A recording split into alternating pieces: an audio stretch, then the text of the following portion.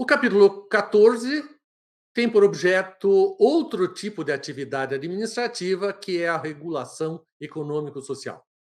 A regulação econômico-social consiste na atividade estatal de intervenção indireta sobre a conduta de sujeitos públicos e privados, de modo permanente e sistemático, para implementar as políticas de governo e a realização dos direitos fundamentais.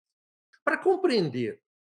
a existência e a relevância da atividade regulatória estatal, é necessário nós termos em mente que a evolução política e econômica do sistema jurídico reflete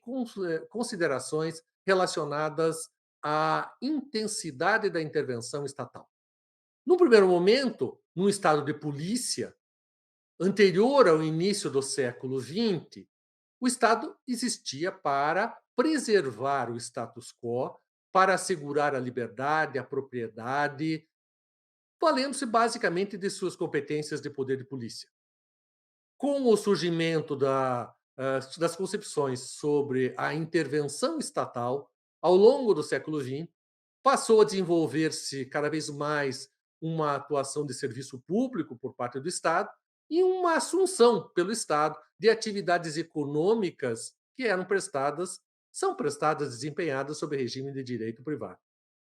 Ao longo do século XX, no entanto, foi se verificando o exaurimento econômico-financeiro e mesmo técnico do Estado, de tal modo que ocorreu uma crise fiscal, especialmente na década de 1990, conduzindo à ausência de recursos econômico-financeiros do Estado para continuar a desempenhar de um modo direto, quer o serviço público, quer a exploração de atividades econômicas.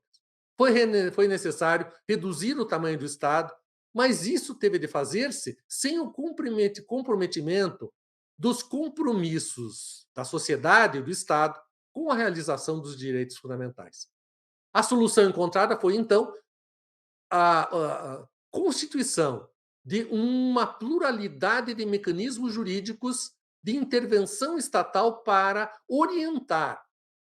o desempenho de atividades públicas e privadas para a satisfação dos direitos fundamentais, mantendo-se, portanto, a realização dos fins, mas por outra via, a via normativa. Essa intervenção, ela é permanente, ela é contínua, ela é estável. O Estado desempenha essa intervenção para, por um lado, suprir e combater as falhas de mercado, ou seja, situações em que pode haver o risco de ausência de fornecimento de prestações satisfatórias adequadas, em virtude de defeitos do sistema econômico, ou mesmo para minorar diferenças e questões de cunho social que impedem a realização de direitos fundamentais, especialmente das populações mais vulneráveis. Isso se traduziu, em termos organizacionais, num modelo de governo norteado à regulação, em que o Estado não mais faz diretamente, não mais atua diretamente, mas disciplina como os demais devem atuar, especialmente os setores privados. Essa regulação, ela acaba compreendendo especialmente a instituição das figuras das agências reguladoras independentes. As agências reguladoras independentes passam a ser um instrumento de atuação permanente e contínua do Estado, da administração pública, para conformar a autonomia da iniciativa privada e para orientar os próprios prestadores de serviço público para a realização de fins que são reputados como essenciais para o conjunto da população.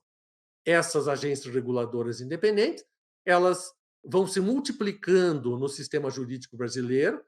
Nós temos agências reguladoras independentes no âmbito federal, como a ANEEL, Agência Nacional de Energia, e a Anatel, a Agência Nacional de Telecomunicações, e muitas outras, e também no âmbito de estados e municípios,